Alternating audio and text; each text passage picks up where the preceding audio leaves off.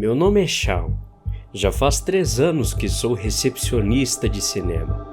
O cinema que trabalho tem regras que nunca devem ser quebradas, mesmo se você acha que eles são apenas loucos.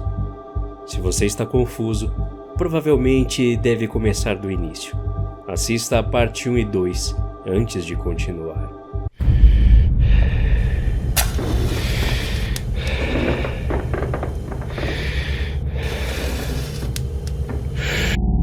Uma das regras mais raras que temos é a regra número 7. Só lidei com ela uma vez, há cerca de 6 meses, e espero sinceramente nunca mais ter que lidar novamente. Regra número 7. Se notar que as sombras das pessoas estão fora de sincronia com o que está ao seu redor, volte para a última sala em que esteve o mais rápido possível sozinho. Feche a porta e volte para o saguão. Até que você termine de fazer isso, não toque em sua sombra sob nenhuma circunstância. O maior perigo que você pode enfrentar nesse trabalho é se acostumar demais com as estranhezas. Esse é o erro que cometi com a regra número 7. Baixei a guarda. Parei de prestar atenção. Eu tinha caminhado para o outro lado do saguão da sala 6 antes de perceber que estava sem sombra. O suor frio cobriu minha testa. Olhei para trás por onde vim. Minha sombra, completamente desconectada de mim, estava no chão, perto da porta da sala 6. E o outro assistente, um homem chamado Lion, estava entre mim e ela. Ele estava olhando diretamente nos meus olhos, um sorriso estreito no rosto. Eu tive que pensar rápido.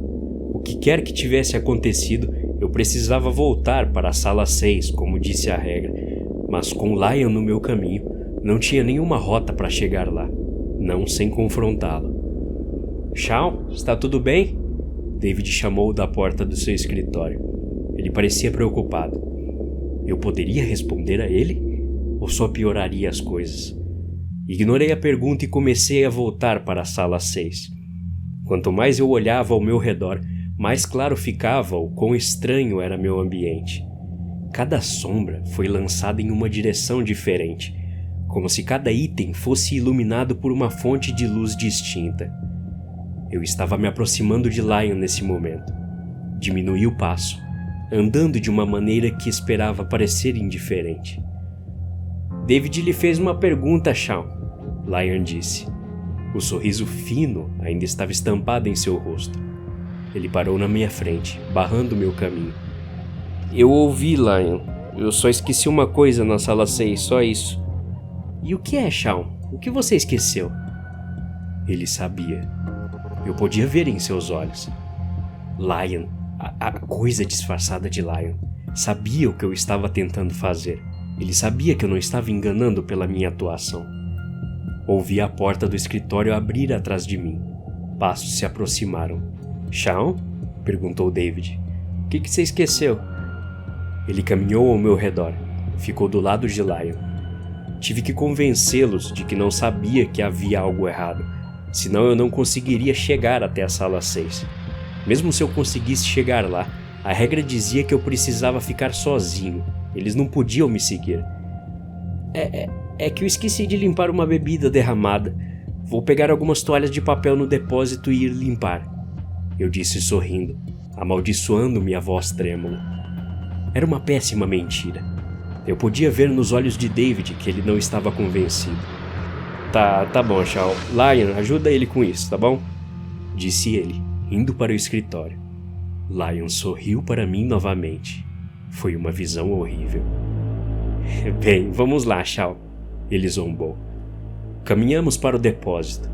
Minha mente esquentou enquanto eu tentava desesperadamente pensar em uma maneira de sair dessa situação. Lion estava me observando com o canto do olho, esperando que eu corresse para a sala 6. Um plano desesperado se formou em minha cabeça. Era uma aposta, e pelo que eu sabia, as outras regras do cinema nem se aplicavam a esse lugar. Fosse o que fosse, mas foi a única maneira de escapar que eu consegui pensar. Entramos no depósito.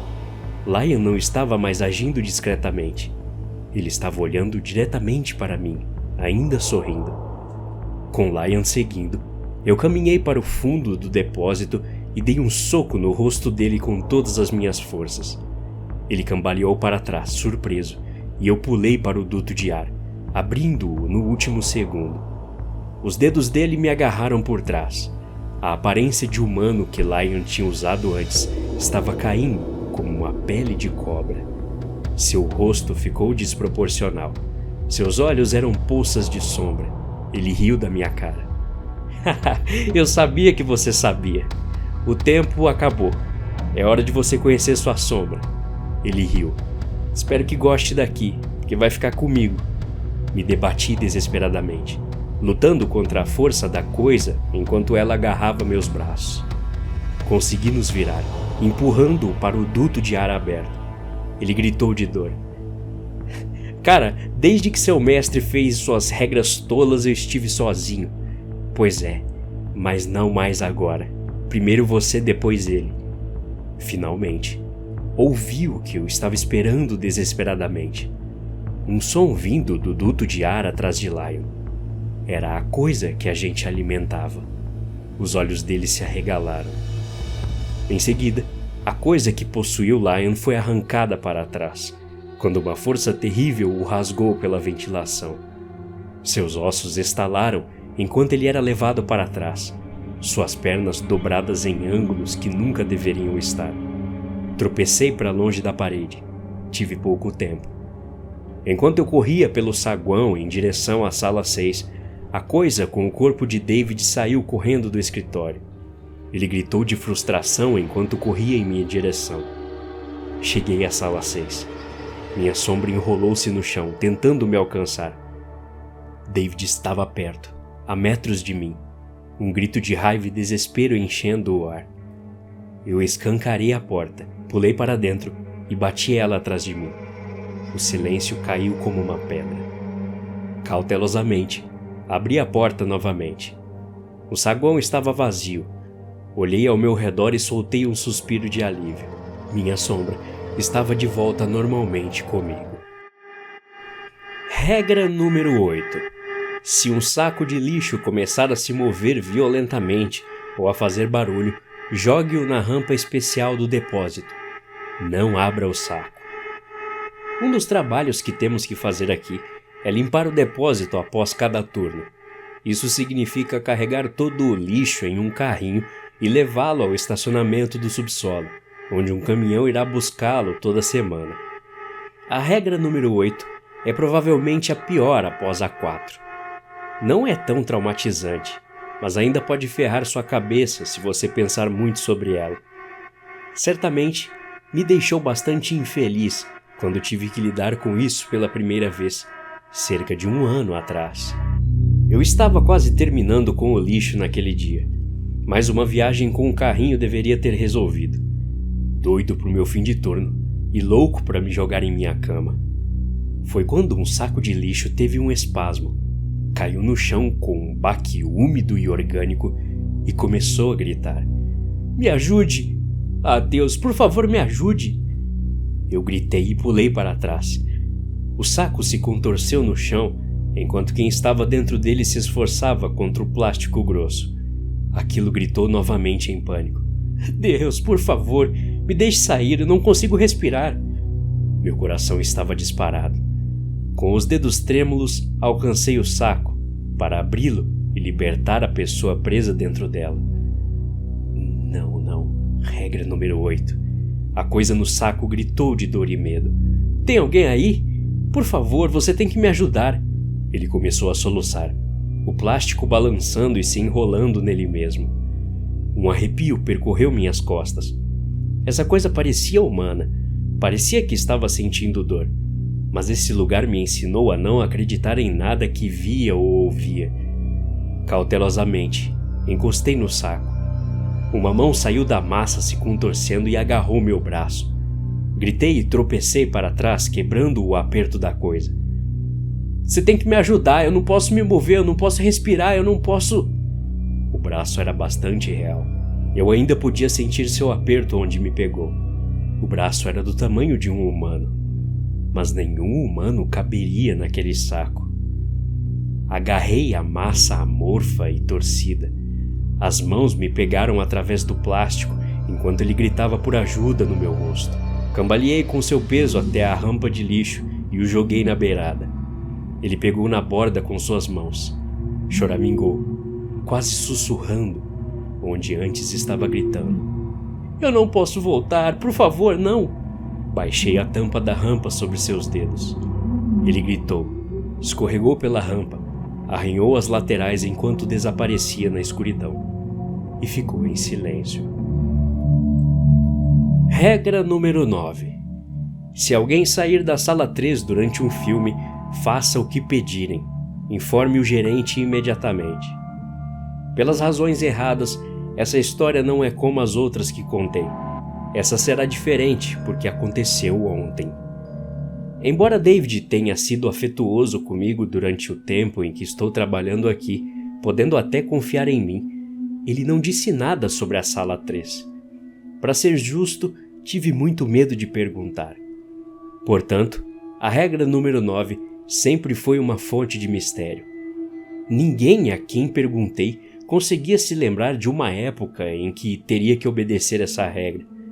Por mais estranho que possa parecer, ninguém jamais saiu da sala 3 durante um filme.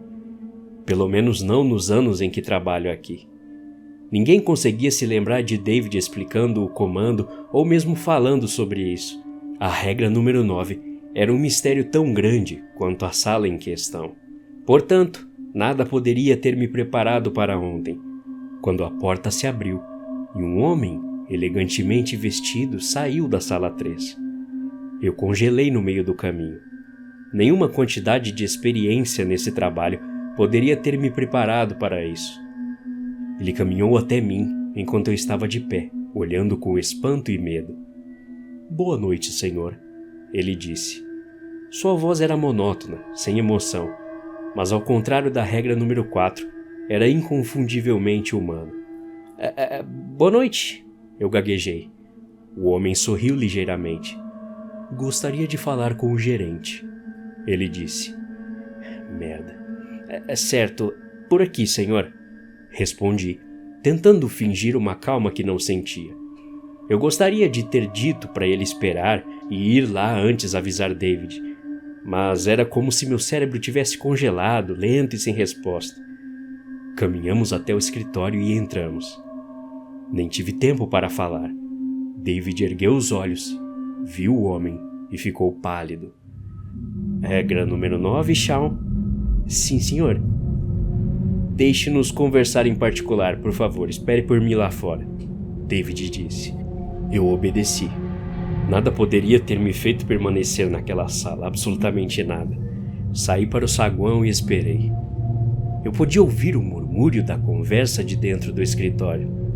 De vez em quando, a voz de David aumentava o volume, e juro que em determinado momento o ouvi chorar. Passou-se meia hora, até que David abriu a porta e saiu. Ele estava ainda mais pálido do que antes, como se todo o sangue tivesse deixado seu corpo. Suas mãos tremiam levemente, mas eu percebi. Um segundo antes dele fechar a porta, pude ver a sala atrás dele. Estava vazia. O homem tinha ido embora. David? Perguntei com cautela, sem saber o que dizer.